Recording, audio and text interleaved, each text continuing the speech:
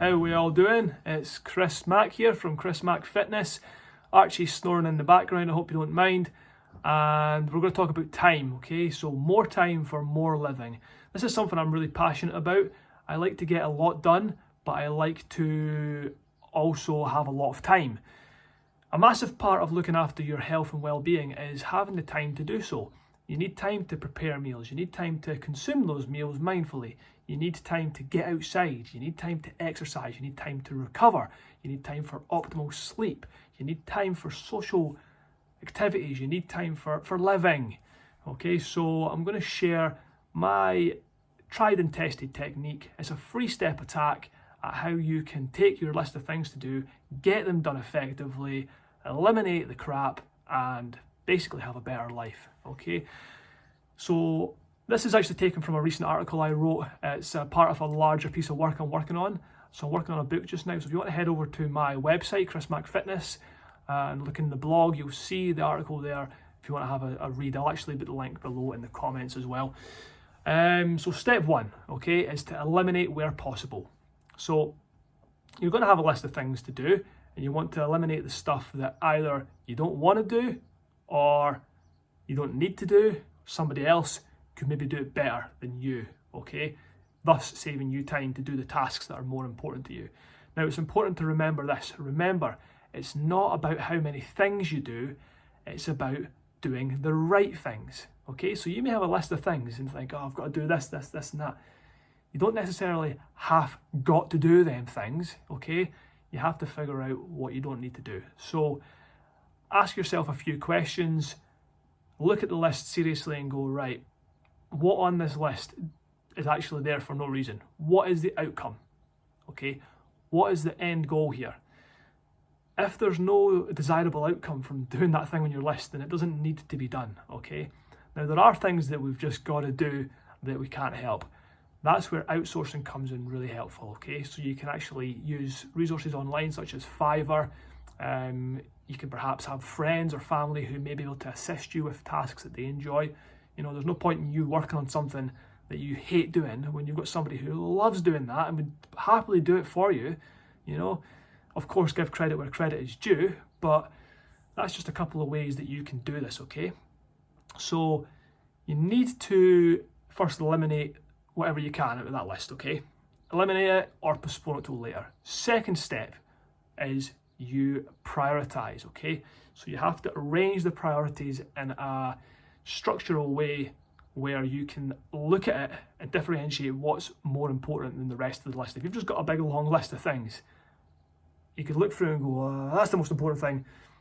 It's probably not going to be the most important thing. It's probably either going to be the easiest thing to do, or the thing that takes the least amount of time, or the thing that's going to reap the most immediate gratification, short-term results. You want to look at the things that have the long-term results. The great thing to think about first of all when you're doing this is be very careful, is think of eat that frog, which is a quote from Brian Tracy, a great motivational speaker, success expert kind of guy, you know, business style guy. And eat that frog basically means not eat a frog. That would be terrible. Why would you want to do that? Even if you were of the omnivorous, carnivorous type. I just don't imagine a frog would be very tasty. I know it's a French delicacy, but that's a different story altogether. We are going off on a bit of a tangent here. I'm going to just reel it back in now. Eat that frog means to do the most important task of the day first, okay? So figure out what the most important task is. It tends to be the one that takes the most amount of energy and time. It's probably the one that's the most uncomfortable to do, but it's going to reap the most long-term results. That's what you're looking for. That's probably going to be top of your list, okay? Now, if you've got a big list here, what you want to do is you want to number these in a way. There are various ways you can do this, but one way you can do it is to give them an A, B, and C first of all, okay? A is the top priority tasks that must be done today in order for either success or progress in whatever it is you're trying to do, or it just needs to be done. Otherwise, there's going to be some kind of catastrophic outcome, okay? That's your A's. Then you put your B's, which are the ones that are important tasks, but could be done tomorrow, could be done at a later point, not going to be the end of the world if they don't get done today. And then C is the tasks that are like, you'd like to do them, they're probably going to be quite fun to do, but they're not really that important. They're not really going to reap that much rewards, okay? So you've got your A, B's and C's, and then you want to add to them is numbers, okay? So take your A's and then look at what's the most important task. So if there's one task on that list that you could do today, no other task, the only one you could do, and that's the one that's going to get the most results, that is going to be your number one. That's going to be your eat that frog type task. Then you've got number 2, number 3, number 4, so on. So you should have a list of A's, B's and C's, and then in numerical order, what the most important ones are. So you can then work through your A's first, and then if you have time, onto your B's, and then if you have time, onto your C's. Okay, you're probably not going to have time to get them all done, but if you just get that A1 task complete for the day, that's a successful day. Now you have time to go and live. Okay, so it's not about just working through this list non-stop. You know, you've got to use this system strategically, okay? And how can you do that then? There's step 3, okay, is to distribute the lists. Now, there's many ways you can do this. One way I like to do is I use an app called Microsoft To Do. There are various to-do taskmaster type apps you can use. Basically in the app, I'll have my weekly list of days, Monday to Sunday, and on each day I'll have a focus for that day. So for example, Monday may be a planning day. For me, it's training plans, it's planning the week, it's planning what's coming ahead, it's making sure the calendars are all up to date, appointments are all that sort of stuff. That's the focus. Of course, other tasks will be in there as well, other things will come up, but that's the focus for that day. So each day has assigned a particular focus point. Okay, so Monday, for example, training plans. Tuesday could be networking, so emails, reaching out to people. And a point on emails, by the way, they're a massive time waster, so be very careful with emails. If you can, schedule appropriate times in the day to do your emails. The less often, the better, just purely from a time-saving standpoint. So that's just a bit of a tangent there, but it's a very useful time-saving tip. Stuff that you will find in the final book when I finally get around to releasing it. Anyway, back to the distribution. So then Wednesday could be like financial stuff. Thursday could be content creation. Friday could be, you might have a day in there where you just purely devote to creativity. There's numerous ways you can do this, and it's going to be different for every person depending on what their life priorities are, what their goals are. Okay.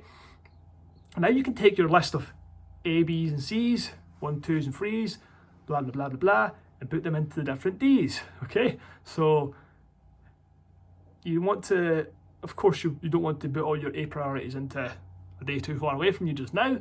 That would be silly, but you want to try and batch tasks, okay? So if you've got a lot of stuff going on here, you can batch things into separate days. So you're doing like all of these type of tasks on one day, and all of these types of tasks on another day, and that way you're not going to have fatigue from constantly changing from one type of task to another, because it takes a lot of time for the mind to change from different kind of states when it comes to completing tasks. Okay, so that's it. That's distributing your list. It's a good point now to then recheck that list and just look at it and go, is there anything I can actually eliminate? And you might just go, yeah, tick them off.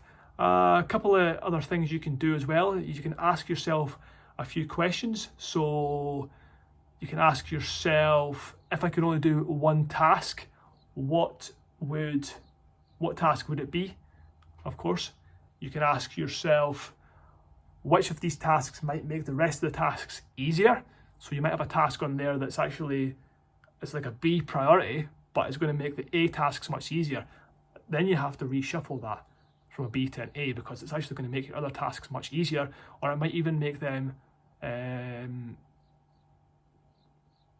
not necessary. It might make them, you can eliminate them tasks now because you've done the other tasks. So sometimes you've got to think outside the box here and not get too drawn into the list itself. And finally, just remember, it's not about doing more things, it's about doing the right things. So differentiating what's actually important to what is just basically a waste of time is a good idea. The mind can be very tricky. It will make you want to choose the easy options, so you have to sometimes just go your gut instinct and think, yeah, actually that task's going to be more difficult, it's going to be more uncomfortable, but that's going to reap the most rewards. Okay guys, so I hope you enjoyed this short video. I'm really passionate about basically maximising time for living. That's why I'm writing this book. I'm writing this book about how to optimise your time so that you can look after your health and well-being and you can live a better life, you know, do more of the things you actually enjoy to do. Hopefully they're going to be healthy things, and otherwise there's going to be no point because you're just going to end up wasting time anyway. So there we go. Hope you enjoyed the video, guys. Please let me know what your thoughts are in the comments. Please let me know if you try out these tips and tactics, then send me a message either on my social medias or in here below. And don't forget to subscribe to the channel if you haven't already. We're going to have more videos like this, along with obviously the podcasts and all that good stuff. And I will speak to you all real soon. Take care.